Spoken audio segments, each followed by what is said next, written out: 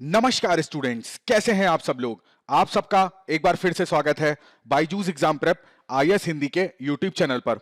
आज है 23 अक्टूबर 2022। आज हम लोग देखेंगे कि हमारे दैनिक क्विज के सत्र में कौन कौन से प्रश्न जो हमारी परीक्षा के लिए महत्वपूर्ण हैं। सबसे पहला प्रश्न, सिंधु घाटी सभ्यता के स्थलों एवं उनकी सबसे उल्लेखनीय विशेषताओं के निम्नलिखित में से कितने युग्म सुमेलित हैं। एक तरफ आपको स्थल दे रखे हैं, एक तरफ उनकी विशेषताएं दे रखी हैं। अब देखिए, प्राचीन भारत जो हमारे यूपीएससी के पाठ्यक्रम में है, तो उसमें ये वाला जो टॉपिक रहता है जिसमें सिंधु घाटी सभ्यता के स्थलों के बारे में और उनकी विशेषताओं के बारे में ये हमें जरूर पता होना चाहिए। वीडियो को पॉज करके इस प्रश्न को अटेम्प्ट करिए, तब तक मैं बताता हूं ये चर्चा में क्यों आया।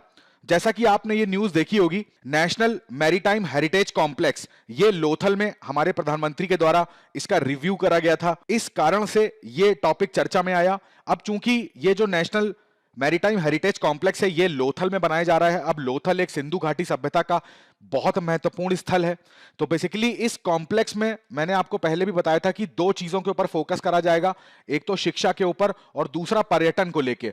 शिक्षा से यहां पे संबंध यह है कि यहां पर लोथल के बारे में, उसकी सांस्कृतिक और ऐतिहासिक विरासत के बारे में यहां पर लोगों को बताया जाएगा, और दूसरा लोगों का मनोरंजन हो, इस कारण से ये जो पूरा हेरिटेज साइट है इसको बनाया जा रहा है। अब वापस आते हैं अपने प्रश्न पे। सबसे पहला ऑप्शन था लोथल। अब इसके बारे में तो मुझे बताने की आवश्यकता नहीं है। जो सबसे पुराना मानव निर्मित गोदीबाड़ा, जिसको डॉकयार्ड कहते हैं, वो यहीं पे मिला था, तो इसको ध्यान रखिएगा। प्लस समुद्री व्यापार का बहुत ही महत्वपूर्ण स्थल था। धान की भूसी, अग्नि वेदिकाएं, ये सब भी चीजें यहां पर मिली थी। टेराकोटा की आकृति भी यहां पे मिली थी। धौलावीरा की बात करेंगे तो ये भी आपका गुजरात में है। तो यहां पर भी आप देखोगे कि पानी की जो अद्वितीय प्रणाली यहां पर जल प्रबंधन की देखने को मिलती है, ये मिली थी। प्लस एक स्टेडियम भी यहां पर मिला था। बनावली की बात करेंगे तो यहां पर, ये हरियाणा में आपको मिलेगा, तो यहां पर हल, खिलौने का एक हल मिला था, लाजवर्त मिला था, अग्नि वेदिकाएं यहां पर भी मिली थी। प्लस जो अरी गलियों वाला एकमात्र हड़प्पाई नगर जो था वो बनावली था। तो इस चीज को ध्यान रखिएगा। कालीबंगन की बात करेंगे तो ये भारत के राजस्थान में आपको मिलेगा। चूड़ियों से निर्मित जो कारखाना था, खिलौने थे, ये सारी चीजें यहां पर मिली थी। इसके साथ साथ इंपॉर्टेंट थी कि जो जुताई के साक्ष्य थे और लकड़ी के जो हल थे, उसकी भी खोज कालीबंगन में हुई थी। तो ये चारों ही कथन सही हो जाएंगे। यहां पर सुमेलित कथन की बात कर रहे थे, तो इसका ऑप्शन हो जाएगा डी। अगला प्रश्न, जीनस अल्मेनिया की नई खोजी गई प्रजाति है, और यह प्रजाति जो है वो अल्मेनिया मल्टीफ्लोरा निम्नलिखित में से किस राज्य में पाई जाती है। यह आपके सामने चार ऑप्शंस हैं, ध्यान से इसको देखिए। तब तक मैं आपको बताता हूं, यह आर्टिकल आज के द हिंदू में निकला था। अल्मानिया, याद रखिएगा, बहुत मोस्ट इंपॉर्टेंट एक प्रजाति है।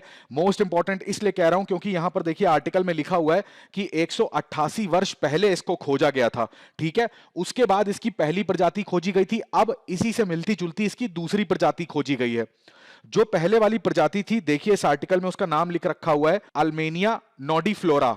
ठीक है, तो अल्मेनिया नोडीफ्लोरा जो थी वो इसकी फर्स्ट प्रजाति थी, और जो दूसरी प्रजाति खोजी गई है उसका नाम है अल्मेनिया मल्टीफ्लोरा। तो ये इसकी सेकंड प्रजाति है। दोनों ही नाम बहुत इंपॉर्टेंट हैं, इनको जरूर से जरूर याद रखिएगा। वापस अपने प्रश्न पे जाते हैं। ये प्रजाति जो है ये खोजी कहां गई है, तो ये प्रजाति खोजी गई है केरला में। केरला के अंदर अगर स्पेसिफिक बात करेंगे तो पलक्कड़ एक जगह है, आपने नाम सुना होगा, तो वहां पर ये इस प्रजाति को खोजा गया है। तो इस चीज को ध्यान रखिएगा। अगला प्रश्न, यूकेलिप्टस का जो पेड़ है उसके संबंध में कुछ कथन दे रखे हैं, हमको सही कथन का पता लगाना है। पहला कथन है, यह पेड़ मूल रूप से भारत में पाया जाता था। ये तेजी से बढ़ने वाले पेड़ हैं और इनसे इमारती लकड़ी प्राप्त होती है, जिसका उपयोग पल्पवुड और आवश्यक तेलों के उत्पादन के लिए किया जाता है।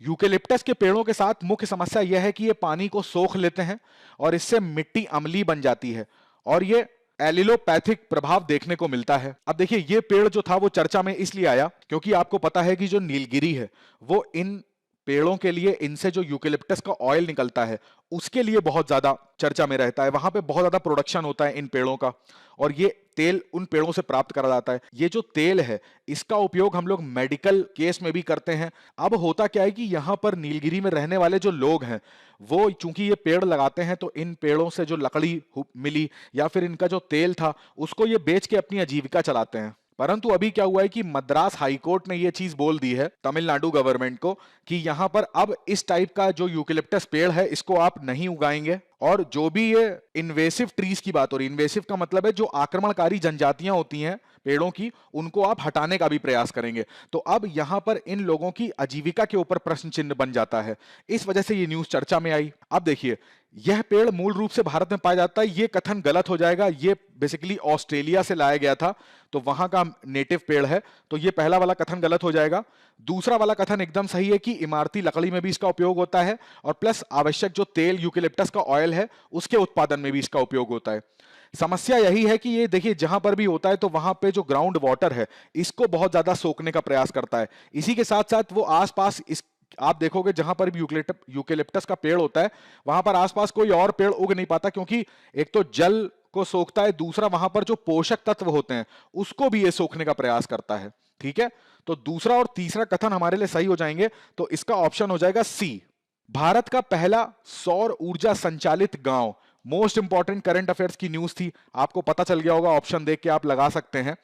अब देखिए ये चर्चा में क्यों आया, क्योंकि आपको पता है कि गुजरात में जो मेहसाणा जिला है वहां पर मोढेरा जो गांव है वो भारत का पहला सौर ऊर्जा संचालित गांव घोषित कर दिया गया है।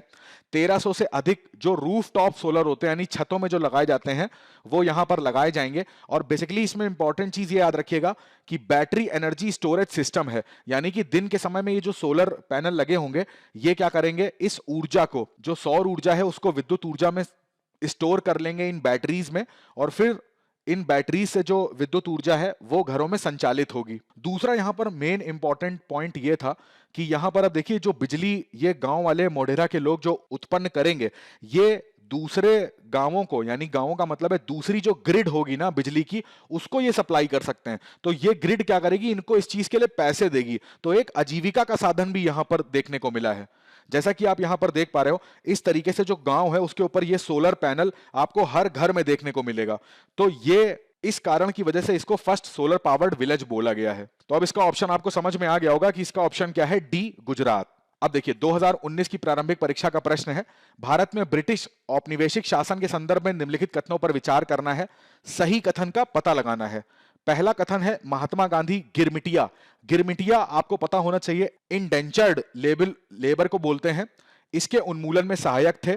लॉर्ड चेम्सफोर्ड की वॉर कॉन्फ्रेंस में महात्मा गांधी ने विश्व युद्ध के लिए भारतीयों की भर्ती से संबंधित प्रस्ताव का समर्थन नहीं किया था। भारत के लोगों द्वारा नमक कानून तोड़े जाने के परिणाम स्वरूप औपनिवेशिक शासकों द्वारा भारतीय राष्ट्रीय कांग्रेस को अवैध घोषित कर दिया गया था। तीनों ही कथन मोस्ट इंपॉर्टेंट है, वीडियो को पॉज करके पता लगाइए, तब तक मैं आपको बताता हूं। अब देखिए एक होता है दास प्रथा या दास व्यापार जिसको बोलते हैं, तो उसमें लोगों को रखा ही इसलिए जाता है कि अपने घर में उसको रखते हैं और उससे काम करवाते हैं। जब दास प्रथा का उन्मूलन हुआ ना, तो उसके बाद एक नई दास प्रथा का जन्म हुआ, उसी को हम लोग गिरमिटिया दास प्रथा बोल देते हैं या गिरमिटिया प्रणाली बोल देते हैं। इसमें क्या करा जाता था कि जैसे जो एशिया या अफ्रीका में जो लोग थे उसमें उन लोगों को बोला जाता था कि आइए आप वहां पे चलिए हमारे साथ और हम आपको रोजगार देंगे। तो एक तरह से बंधुआ मजदूर समझ लीजिए।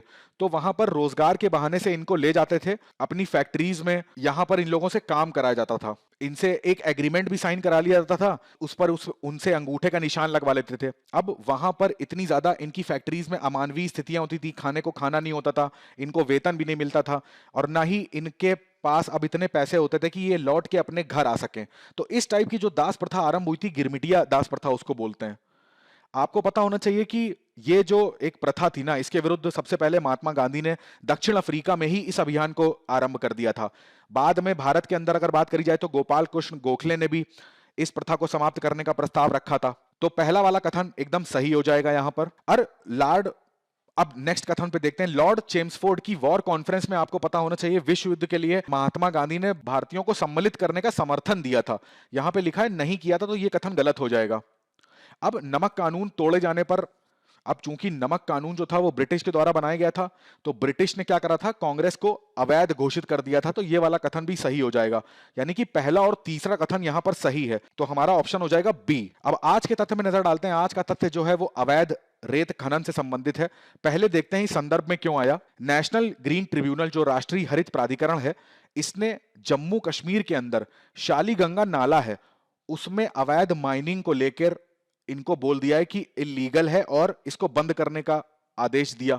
जैसे ही इसको बंद करने का आदेश दिया तो यहां पर यह न्यूज चर्चा में आ गई। अब ये जो अवैध रेत खनन होता है, तो अब इस न्यूज से दो चीजें चर्चा में आ जाएंगी। एक तो अवैध रेत खनन, दूसरी वो जगह मैपिंग की दृष्टि से जहां पर इसको रोकने का आदेश मिला है। अवैध रेत खनन के बारे में जान लेते हैं।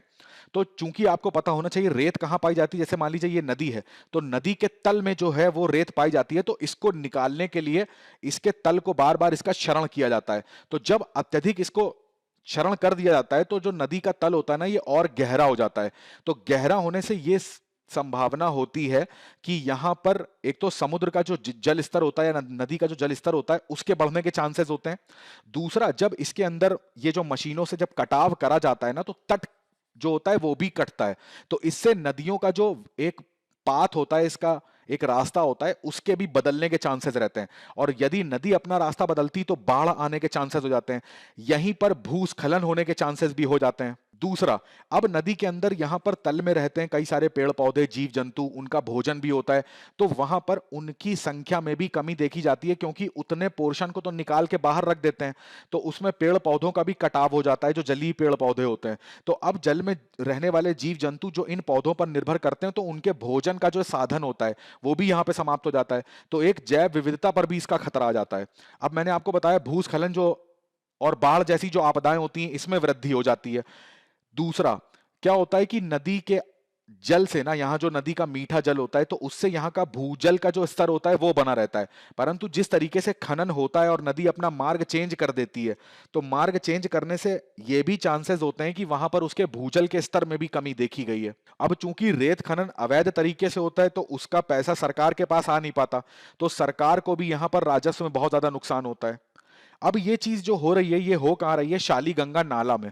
शालीगंगा नाला जम्मू कश्मीर के अंदर जो है, वो यहां पर एक आपको आर्द्र भूमि देखने को मिलेगी जिसका नाम है होकेसर आर्द्र भूमि। अब टोटल यहां पर जम्मू कश्मीर में, मैंने यहां पर आपको लिस्ट भी दे दी है ऑफिशियल वेबसाइट से, 5 आर्द्र भूमियां पाई जाती हैं, जिसमें से एक है होकेसर या होकेरा बोलते हैं। तो इस आर्द्र भूमि में पानी की जो उपलब्धता होती है उसको जारी रखने का काम करता है शालीगंगा नाला। यानी कि इसका जो जल है वो इस आर्द्र भूमि का एक स्रोत है। अब इस आर्द्र भूमि में क्या होता है कि कई सारी प्रवासी पक्षियां हैं जो यूरोप से, रशिया से, सेंट्रल एशिया से यहां पर आती हैं, तो उनका एक आवास भी है ये आर्द्र भूमि। अब अगर यहां पर खनन होगा तो यहाँ का जो जल है वो दूषित होगा। अगर इस जल का मार्ग चेंज हुआ तो उस आर्द्र भूमि में जल पहुंच नहीं पाएगा। तो ये भी एक एंगल यहाँ पर देखने को मिला। डायरेक्टली वहां पर क्या होता है, ये जो जल वहां पहुंचता है तो मछली पालन हो गया या और भी सारी चीजें हो गई, उनसे वहां के लोगों की आजीविका पर निर्भर करती है। परंतु अगर ये खनन इसी तरीके से होता रहेगा और यहाँ का पानी अगर वहां नहीं पहुंच पाया उस आर्द्र भूमि में, तो लोगों की आजीविका पर भी फर्क पड़ना है। इस वजह से ये आर्टिकल जो था वो चर्चा में आया।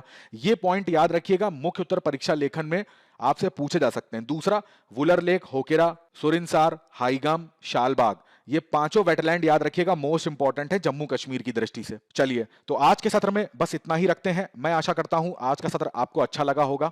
अच्छा लगा है तो वीडियो को लाइक, शेयर और सब्सक्राइब करना बिल्कुल मत भूलिएगा। एक महत्वपूर्ण सूचना, कल है दिवाली। दिवाली की आप सभी को बहुत ज्यादा हार्दिक शुभकामनाएं। आपके जीवन में बहुत सारी खुशियां आए, आप हमेशा स्वस्थ रहें। कल चूंकि दिवाली है तो कल कोई भी वीडियो यहां पर नहीं आएगा। द हिंदू, बिग न्यूज और डेली क्विज तीनों ही वीडियो नहीं आ पाएंगे। परसों यानी कि मंगलवार के दिन द हिंदू ऑफ रहेगा, इस वजह से आपका बिग न्यूज और डेली क्विज ये दो वीडियो आपके लिए जरूर आएंगे। चलिए, दिवाली की एक बार फिर से आप सभी को हार्दिक शुभकामनाएं। अपनी पढ़ाई करते रहिएगा, स्वस्थ रहिएगा और अपने माता पिता का बहुत सारा ध्यान रखिएगा। आप सभी का बहुत बहुत धन्यवाद।